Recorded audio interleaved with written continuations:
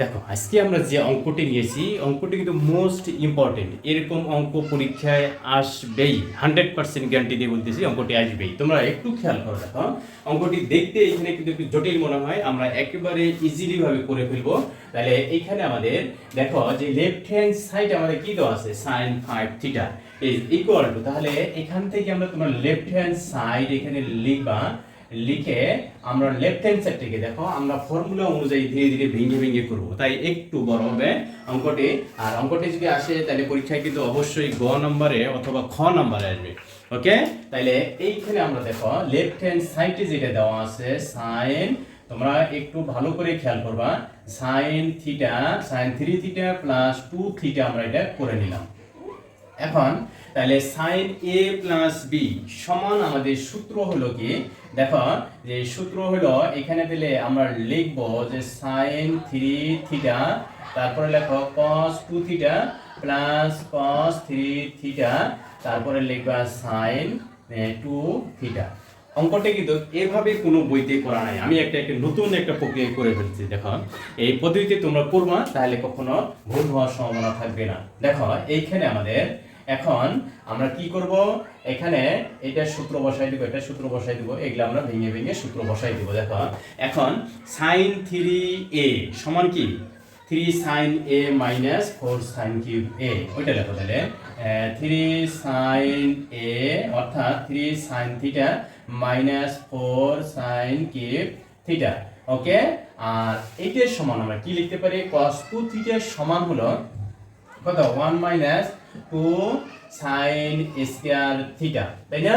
এটা তো আমাদের সূত্র 3 থিটা, এটা সমান লিখতে পারি আমরা 4 cos cube theta লিখবো minus 3 cos theta লিখবো, এটা তোমরা লিখতে পারি, তাই না? আর এখানে আমরা লিখতে পারি 2 sin theta cos theta। ওকে, এখন তারপরে খেয়াল করো, দেখো আমরা সূত্রগুলো কিন্তু লিখলাম এখানে, sin 3 থিটা তারপরে cos 2 থিটা সমান লিখলাম, তারপরে cos 3 থিটা sin 2 থিটা সমান আমরা সূত্র লিখলাম। এখন তারপরে এখন দেখি আমরা এগুলোকে গুণ করে দেব, তাহলে এই 1 দিয়ে যদি এটাকে গুণ করি 3 sin theta minus 4 sin cube theta, তারপরে এখানে দেখো তাহলে মাইনাস 6 sin কিউব থিটা হয়, তাই না? 6 sin কিউব থিটা, তারপর এটার সাথে এটা গুণ করে দিলে আমাদের কত হবে, plus 8 sin to the power 5 থিটা। ওকে, তাহলে কত হয় 8, তাই না? আর এখানে sin থিটা লেখো, আর এখানে আছে cos কিউব আর এখানে আছে cos থিটা, তাহলে সমান আমরা লিখতে পারি কি, এখানে আমরা লিখবো তাহলে cos স্কয়ার থিটা এর উপরে অল স্কয়ার দিয়ে দিবা।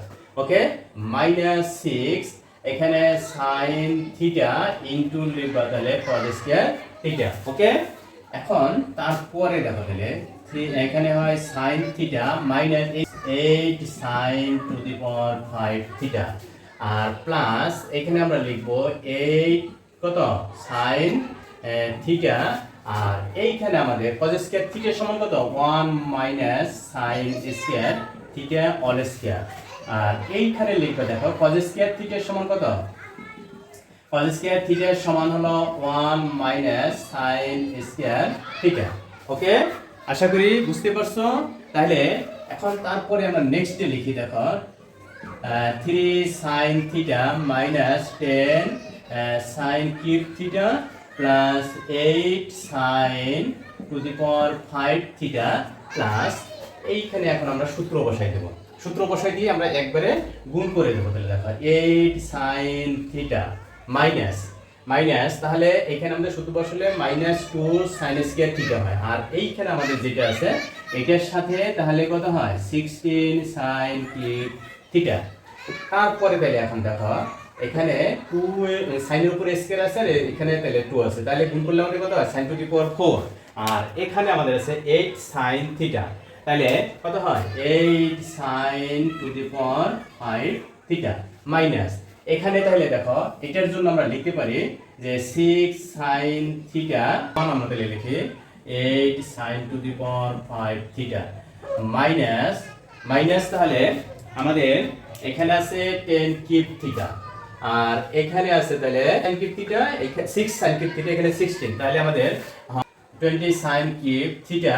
তারপরে এখন দেখো আমাদের এখানে কত আছে 6 sin থিটা, আর এইখানে আমাদের কত আছে, এখানে আছে আমাদের তাহলে কত 3 sin থিটা, আর এখানে আছে 8 sin থিটা। তাহলে 3 sin থিটা আর 8 sin থিটা যোগ করলে 11 sin থিটা হয়, আর এটা থেকে যদি 6 sin থিটা যদি আমরা বাদ দেই তাহলে হয় 5 sin থিটা।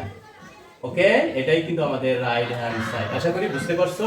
এরকম অসংখ্য অঙ্কের ভিডিও পেতে চ্যানেলটি সাবস্ক্রাইব করে সাথেই থাকবা। ওকে, থ্যাংক ইউ।